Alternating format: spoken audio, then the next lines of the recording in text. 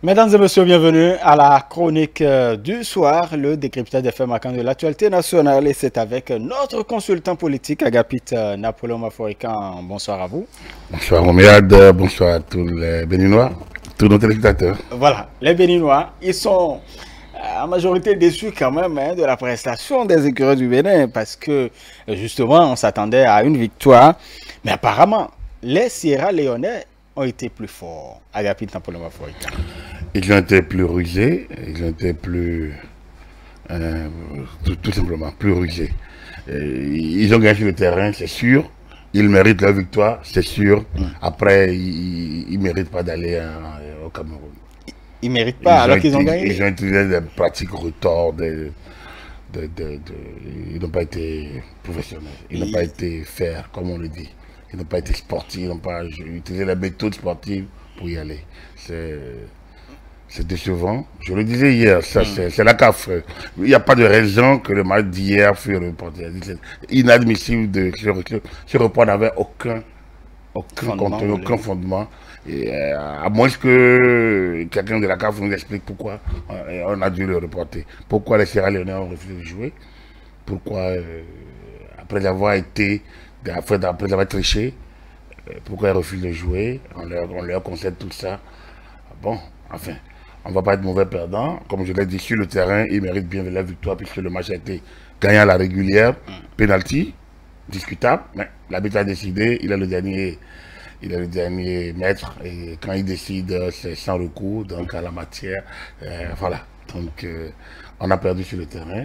C'est bien dommage. On aurait pu mettre la pression sur l'équipe. On a vu, mais moi je pense que faut surtout pas que les 1001 entraîneurs du pays commencent pas à s'en prendre aux sélectionneurs, aux joueurs, parce que je pense que leur morale a été quand même atteint. Ils ont fait un premier voyage pour jouer, ça n'a pas fonctionné, ils sont allés, ils doivent jouer hier, alors donc toutes ces méthodes sont de nature à bon, c'est des internationaux, c'est des expérimentés, ils devraient quand même... Même une équipe expérimentée peut être atteint au moral. Quand vous êtes prêt à jouer et puis vous subissez ça. Après, ça se joue à 1 ou 2. C'est un penalty. Hein, que l'arbitre n'aurait pas dû. En fait, aurait pu ne pas siffler. C'est-à-dire, aurait pu ne pas siffler. Bon, il a sifflé. Bon, il y a eu quelques actions quand même. Lui n'aurait pu entrer dans la cage. C'est pas rentré. Je pense qu'on a perdu nos matchs contre le Nigeria et contre le Lesotho. On aurait pu... Ouais, tout simplement qu'on aurait fini avec ça. Et tous ces scénarios, je pense que c'était écrit d'avance que, voilà, que le Bénin serait perdu, enfin, serait bien puni pour n'avoir pas tué ce dernier match, pour n'avoir pas rendu nul, enfin, et enfin, presque insignifiant ce dernier match.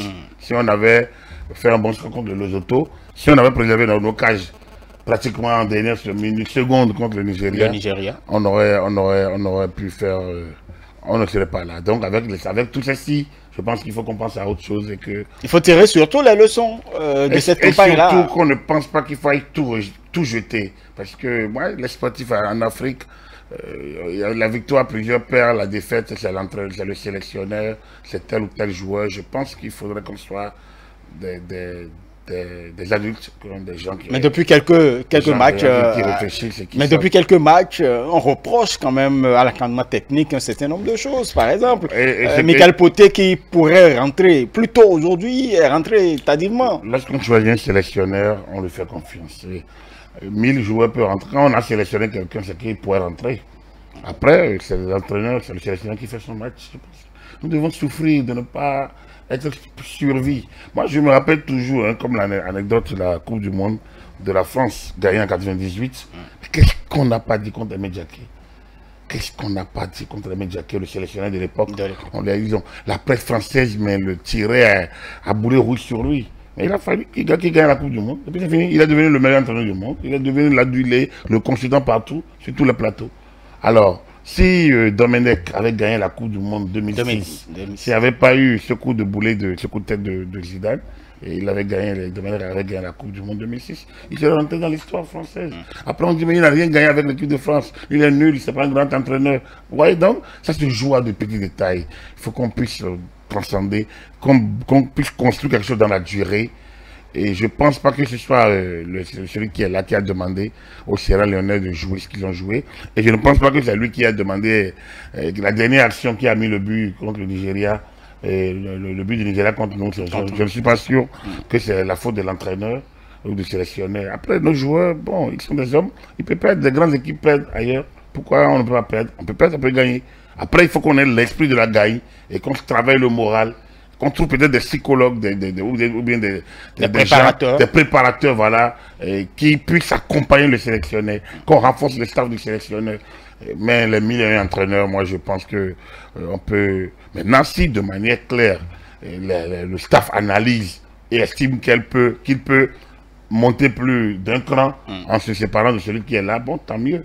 Mais bon, si c'est sur les coups d'humeur de il aurait pu mettre, mais avec il aurait pu mettre, on aurait pu mettre tout le monde. Hein. C'est vrai que l'après, il n'y a que 11 places sur le gazon pour les joueurs. Donc, moi, je tire un coup de chapeau à notre équipe nationale. Je ne suis pas minimaliste, pas du tout. Mais je trouve qu'on a perdu déjà ailleurs sur les matchs précédents. Et que si on sait gagner, il faut savoir perdre et surtout regarder devant.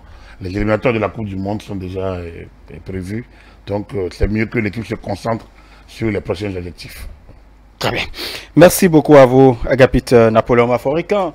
Je ne sais pas si vous avez eu cette opportunité d'écouter Eugène Azatassou, qui reste celui qui parle le plus depuis quelque temps, hein, au nom du parti Les Démocrates. Donc, dans une récente sortie, il a quand même essayé plus ou moins, de faire le bilan, justement, au lendemain donc, de l'élection présidentielle avec les violences et tout ça.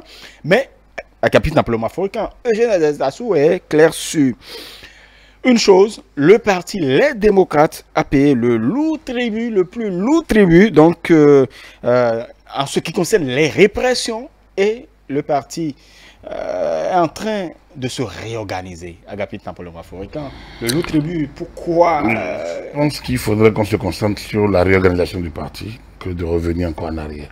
Alors ça, il faut laisser... Mais c'est important pour le parti de faire le bilan. Oui, ça c'est à l'interne du parti. Je pense qu'on ne va pas encore ressasser toutes ces histoires. Le loup tribut, bon voilà, qu'est-ce qu'il faut en dire? Vous l'appelez à la... Ces militants sont traqués, ou les militants du parti sont traqués, c'est ce qu'ils pensent. Non, il est libre de penser. Je pense que, heureusement qu'il n'est pas seul dans le pays, et que beaucoup d'autres observent ce qui se passe, et que d'autres aussi critiquent suffisamment le gouvernement pour rester, et que il y a des militants du parti qui ne se retrouvent pas dans certains propos de certaines personnes qui se retrouvent en prison aujourd'hui. Je pense que c'est toutes ces questions du passé liées à l'élection. Je pense qu'il faut laisser Azatassou et sa rhétorique, et peut-être les démocrates aller continuer dans leur logique. Ce qui est intéressant, je pense et que moi je retiens, et qu'il faudrait peut-être qu'il faudrait insérer dans l'analyse, c'est qu'il quand même confirme que le parti se réorganise, que le parti se prépare pour en tout cas, pour rebondir. C'est ça qui est attendu. Un parti politique anime la vie et cherche à conquérir le pouvoir par les voies légales. Par les voies légales. Donc, si les démocrates ont envie d'exercer le pouvoir, ils sont obligés de rentrer dans les rangs. C'est heureux d'entendre ça, que le parti se prépare, en tout cas, le parti se réorganise, se relève. Un peu, bon. Donc, ça va encore animer la scène, puisque... Nous parlions de deux partis d'opposition, nous parlions de concurrence pour l'FCBE. Nous aurons un troisième parti peut-être plus actif. Ça va animer la vie politique, ça va animer l'opposition. Et ça ne peut qu'être pour le bien-être, enfin, pour le bonheur des Béninois. Et donc c'est un message fort pour ceux qui croyaient que le parti Les Démocrates est fini. Oui, j'espère que ce message partagé par les autres membres de la direction. J'espère que, comme je l'ai dit, ce parti a envie de contribuer réellement à l'animation de la vie politique, pas de jouer aux victimes, ou de jouer aux donneurs de leçons, ou de jouer aux matamors, ou de jouer aux exigeants, de jouer à ceux qui voudraient qu'on leur aménage la loi spécialement pour qu'eux puissent aller aux élections. Si c'est pour revenir avec les revendications auxquelles on est habitué, je pense qu'ils sont partis à nouveau pour continuer leurs complaintes. S'ils sont vraiment mus par la volonté d'aller de l'avant et surtout d'occuper vraiment la scène médiatique, la scène politique. Je pense qu'ils ont, il me semble qu'ils auront leur place, ils auront leur coup à jouer. Après, comme je dis, ça se passe, ça se jouera sur ceux qui s'organiseraient le mieux. Mais le parti doit quand même penser cette plaie béante quand on sait que beaucoup des membres de ce parti sont interpellés. Beaucoup se retrouvent hors du territoire, comme d'ailleurs le Matel Eugène Azatassou. Et donc, il faut penser ces plaies avant de se réorganiser. Vraiment, Agapit Napoléon, c'est plus difficile. Franchement, c'est leur problème. Ils ont, tel que vous faites votre lit, tel que vous vous couchez. S'ils sont poursuivis, c'est qu'ils ont créé des conditions pour l'être. Oui, vous n'êtes pas poursuivi. On ne vous poursuit pas. Il y en a qui viennent ici au duel, qui ne sont pas toujours d'accord avec la gouvernance Talon. Il y en a qui le critiquent sur les réseaux sociaux. Il y en a qui disent beaucoup de choses, mais qui circulent librement. Donc, tel en fait sont les talents que je pense que le parti a besoin peut-être de refaire son introspection à l'interne, de se reconstituer normalement et de redéfinir ses nouveaux objectifs. Sinon, comme je le dis, moi je ne peux pas rentrer dans leurs complaintes à eux. C'est leur complainte. Quand au moment où ils défiaient le pouvoir et surtout les institutions, au moment où il y en a qui lançaient carrément des mots d'ordre de violence, de rébellion, de trouble à l'ordre public, vous ne pouvez pas, on les avait prévenus, qu'on ne peut pas tolérer quelque chose anormal qu'un parti se livre à ce type de méthode, enfin, utiliser une méthode pas saine pour conquérir le pouvoir ou bien pour capter l'auditoire. Donc, il va sans dire que si le parti continue de se complaire dans les complaintes, il ne peut pas rebondir. Alors, Azatassou, il parle beaucoup, c'est vrai, il est pratiquement le seul qui circule sur les plateaux.